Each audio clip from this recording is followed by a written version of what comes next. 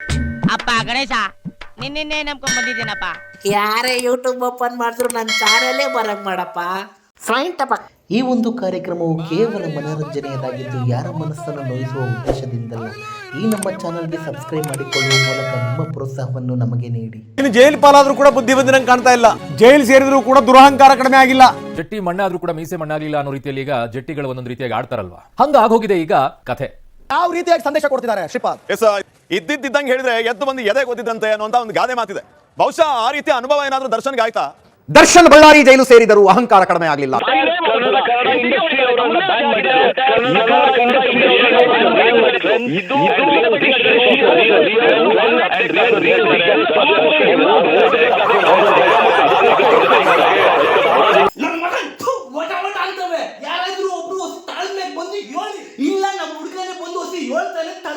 ನಾನೇ ಹೇಳ್ತೀನಿ ಕೇಳೋಣ. ನಮ್ಮ ದರ್ಶನನ ನೋಡಕ್ಕೆ ಅವ್ರ ಇಂಟ್ರೂ ಲಾಯರ್ ಬಳ್ಳಾರಿ ಜೈಲಿಗೆ ಹೋಗಿದ್ರು ಕಾಲ. ಅಲ್ಲಿ ಅವರ ಮೀಟ ಮಾಡ್ಸಕ್ಕೆ ನಮ್ಮ ದರ್ಶನ ವಿಸಿಟಿಂಗ್ ರೂಮ್ಗೆ ಕರ್ಕೊಂಡು ಹೋಗ್ತಿದ್ರು. ಹೋಗೋವಾಗ ಸುಮ್ಮನೆ ಹೋಗದೆ ನಮ್ಮ ದರ್ಶನ ಅದೆಂಥದ್ದು ಮದುವೆ ಬೆರಳ ತೋರ್ಸ್ಕೊಟ್ಟೈತೆ ಕಾಲ. ಅದಕ್ಕೆ ಟಿವಿ ಅವೆಲ್ಲ ಬಾಯಿಗೆ ಬಂದಂಗೆ ಮಾತಾಡ್ತಾರೆ. ಅದ್ಯಾಕಂದ್ ಬೆರಳು ತೋರ್ಸ್ಕೊಂಡೈತಂತ ಮೊದ್ಲೇ ಅದ್ರ ಮೇಲೆ 100 ಕಣ್ಣವೆ. ಈಗೇನಂತಪ್ಪ ಟಿವಿ ಯಾವುದು?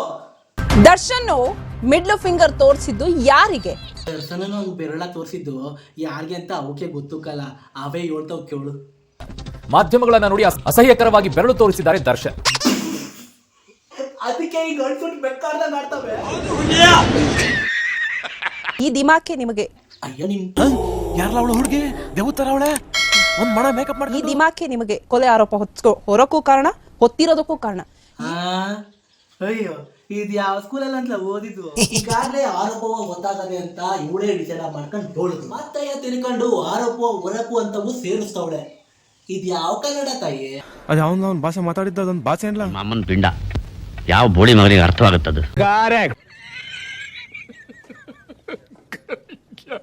ಏನದು? ಅದ ಅಣ್ಣನಿಗೆ ಹೇಳ್ತಾರೆ ಕೇಳು.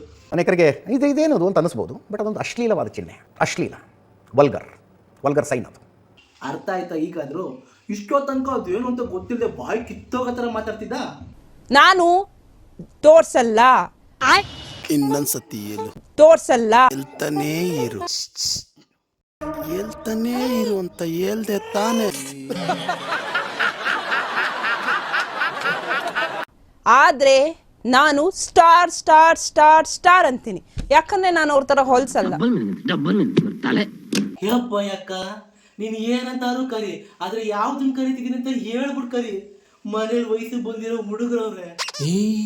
ತಪ್ಪಾಗಿ ತಿಳ್ಕೊಬಿಡಕಲ್ಲ ಅಣ್ಣ. ಅದು ನೀನು ಅನ್ಕೊಂಡಂಗೆಲ್ಲ ಹೇಳ್ತಿರೋದು. ಅದು ದರ್ಶನಂಗೆ ಬೆರಳ ತೋರ್ಸಕ್ಕೆ ಬೈತಾ ಇರೋದು ಅಷ್ಟೇ. ಆ ಕ್ವಾಪದ ಮಧ್ಯದಲ್ಲಿ ಹಿಂಗೆ ಅತಿರೇಕವಾಯ್ತದೆ. ಹಿಂಗೆ ಅತಿರೇಕವಾಗಿರೋದು ಡಬಲ್ ಮೀನಿಂಗ್ ಅಂತ ಕೇಳಿಸ್ತದೆ.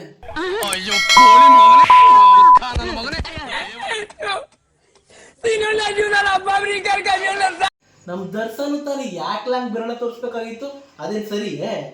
ದೊಡ್ಡವರು ಚಿಕ್ಕವರು ಹೆಂಗಸರು ಮಕ್ಕಳು ನೋಡ್ತಿರ್ತಾರೆ. ಅವ್ರು ಏನ್ ಅನ್ಕೋತಾರ ನಾವು ಪರಿಜ್ಞಾನವೇ ಬೇಡಬೇಕಲ್ಲ. ಇದನ್ನ ಹೋಗ್ತಾರಂತೇನಪ್ಪ ಅವ್ರ ಅಭಿಮಾನಿಗಳು. ಯಾಕೊಪ್ಪಲ್ಲ ಅಣ್ಣ, ಅದ್ರಲ್ಲಿರೋದ ತಪ್ಪ, ನೀವು ನೋಡಕ್ ಕಣ್ಣಲ್ಲಿರೋದು ತಪ್ಪ. ನೀವುಗಳೇ ಸರಿ ಇಲ್ಲ, ಸುಮ್ಮನೆ ನಮ್ಮ ಬಾಸ್ ಮೇಲೆ ಆರೋಪ ಮಾಡ್ತಿದ್ದೀರಿ. ಎಲ್ಲ ಬೆರಳುಗಳ ಮಡ್ಚ್ಕೊಂಡು ಮಧ್ಯದ ಬೆರಳು ಮಾತ್ರ ತಕ್ಕೊಂಡು ಆ ಮಧ್ಯದ ಬೆರಳುಗಳ ನೆಲವ ಕಾಣಕ್ಕೆ ಹಿಂಗೇ ಹಿಡ್ಕೊಂಡು ಹೋದ್ರೆ ಹೋಗೋ ಕೆಲಸವ ಆಯ್ತದೆ ಅಂತವ ಯಾವುದೋ ಜ್ಯೋತಿಷಿ ಹೇಳ್ಕೊಟ್ಟಿತ್ತಂತೆ ಕಾಲ. ಅದಕ್ಕೆ ಬೇಗ ಈ ವನವಾಸದಿಂದ ತಪ್ಪಿಸ್ಕೊಬಿಡೋದ ಅಂತವ ಲಾಯರ್ ಭೇಟಿಯಾಗಕ್ಕೆ ಹಿಂಗೆ ನೆಲವ ಕಾಣಂಗೆ ಮಧ್ಯದ ಬೆರಳ ತಕ್ಕೊಂಡು ಹೋಯ್ತಿತ್ತಂತೆ ಕಾಲ. ಅಷ್ಟೇಯ, ಬೇರೆ ಯಾವ ಕೆಟ್ಟ ಉದ್ದೇಶದಿಂದ ಅಲ್ವಂತೆ. ಎರಡು ಹಸ್ತದಲ್ಲಿ ಈ ರೀತಿ ಮುದ್ರೆ ಮಾಡ್ಬೇಕು. ಈ ರೀತಿ ಮುದ್ರೆ ಮಾಡಿಬಿಟ್ಟು ಮನೆ ಬಿಟ್ಟು ಹೋಗುವಾಗ ನಾವು ಯಾವ್ದಾದ್ರು ಕೆಲ್ಸಕ್ಕೆ ಹೋಗ್ಬೇಕಾರೆ, ಕೋರ್ಟ್ಗೆ ಹೋಗ್ಬೇಕಾರೆ, ಪೊಲೀಸ್ ಸ್ಟೇಷನ್ಗೆ ಹೋಗ್ಬೇಕಾರೆ, ಆಫೀಸ್ಗೆ ಹೋಗ್ಬೇಕಾರೆ, ಸಿನಿಮಾಗೆ ಹೋಗ್ಬೇಕಾರೆ, ಮಾರ್ಕೆಟಿಂಗ್ ಹೋಗ್ಬೇಕಾರೆ, ಶಾಪಿಂಗ್ ಹೋಗ್ಬೇಕಾರೆ ಮಾಡ್ಕೋಬೇಕು. ಭೂಮಿ ನೋಡೋಂಗೆ ಈಗ ಬಿಟ್ಬಿಡ್ಬೇಕು. ಇದು ವಿಘ್ನಹರ ಮುದ್ರಾ ಅಂತಾರೆ. ಯಾವಾಗ ಈ ಮುದ್ರೆ ಹಿಂಗ್ ಮಾಡ್ತೀವೋ ಆಗದೆ ಇರುವಂತ ಕೆಲಸಗಳೆಲ್ಲ ಆಗತ್ತಂತೆ. ನೋಡಿ ಇದಕ್ಕೆ ನೋಡ್ತೀರಿ ತಿರ್ಗ ಮುರ್ಗ ಮಾಡ್ಬಿಟ್ರಲ್ಲ. ಆದ್ರೂ ಸತ್ಯವಾಯ್ತೆ. ನಮ್ ಬಾಸು ಹಂಗೇನಾದ್ರು ತೋರ್ಸಂಗಿದ್ರೆ ನೇರವಾಗಿ ಕ್ಯಾಮ್ರಾ ಕೈ ಎತ್ತೇ ತೋರಿಸಿರೋರು. ನಮ್ದೇನಿದ್ರು ಏಕ್ ಮಾರ್ದು ತುಕಡ ಓಲಿ ನಮ್ ಬಾಸು ನಿಮ್ಗೆ ತೋರಿಸಿದ್ರು ಅಂತವೇ ಇಟ್ಕೊಳ್ಳದ. ನೀವ್ ಯಾಕೆ ಅವ್ರು ಜೈಲ ಒಳಗಿರೋ ವಿಡಿಯೋ ಮಾಡ್ಬೇಕಾಗಿತ್ತು? ಹಂಗೆಲ್ಲ ಜೈಲ ಒಳಗಿರೋ ವಿಡಿಯೋ ಮಾಡ್ಬೋದ? ಒಬ್ಬ ವ್ಯಕ್ತಿಯ ಜೈಲ ಒಳಗೆ ಹಾಕೋದ್ ಯಾಕೆ ಹೇಳಿ? ಮಾಡಿರೋ ತಪ್ಪ ಪ್ರಾಯಶ್ಚಿತ್ತಕ್ಕೆ ಜೈಲು ಒಳಗೆ ಕೊಡೋ ಶಿಕ್ಷೆಗೆ ಅನುಭವಿಸಿ ನಮ್ಮವರಿಂದ ತಮ್ಮವರಿಂದ ಈ ಸಮಾಜದಿಂದಲೂ ದೂರ ಇದ್ದು ಒಂಟಿತನವ ಅನುಭವಿಸಿ ಈ ಎಲ್ಲಾ ಸಂಬಂಧಗಳ ಬೆಲೆಯ ತಿಳ್ಕೊಂಡು ಪರಿವರ್ತನೆ ಆಗ್ಬೇಕು ಅಂತಂದ್ರೆ ಆದ್ರೆ ಈ ಟಿವಿಯವು ಒಂಟಿತನ ಬಕಾಡಿ ಪ್ರಾಯಶ್ಚಿತವು ಪಡ್ಲಿಕ್ಕೆ ಅವಕಾಶವೇ ಕೊಡ್ತಿಲ್ಲ.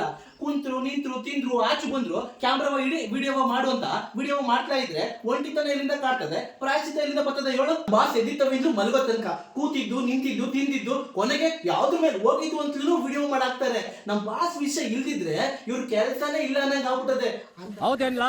ಅಂತವ ಅವ್ರ ಅಭಿಮಾನಿಗಳು ಹೇಳ್ತವ್ರೆ ಈ ಜ್ಯೋತಿಷನ್ ವಿಡಿಯೋವು ಅವರೇ ಕೊಟ್ಟಿದ್ದು. ಆಮೇಲೆ ಟಿವಿ ಅವ್ರ ಮೇಲೆ ಒಂದೊಂದು ಮಾತು, ನೀವು ಅನ್ಯಾಯನ ಖಂಡಿಸಿ ತಪ್ಪನ ಎತ್ತಿಡ್ದು ನ್ಯಾಯ ಕೊಡಿಸ್ತಿದ್ದೀರಿ, ಅದಕ್ಕೆ ನಾನು ದೊಡ್ಡ ಸಲ. ಆದ್ರೆ ಅತಿಯಾದ್ರೆ ಅಮೃತನೂ ವಿಷ ಆಗುತ್ತೆ. ತೋರಿಸ್ತೀನಿ ಅಂತ ಈ ರೇಂಜ್ ತೋರಿಸಿದ್ರೆ ಹೆಂಗೆ ಹೇಳಿ? ಕೃಷ್ಣ ಊಟ ಮಾಡ್ಲಿಲ್ಲ, ಇನ್ನು ಬೆಲ್ಲು ಹೊಡಿಲಿಲ್ವೇ?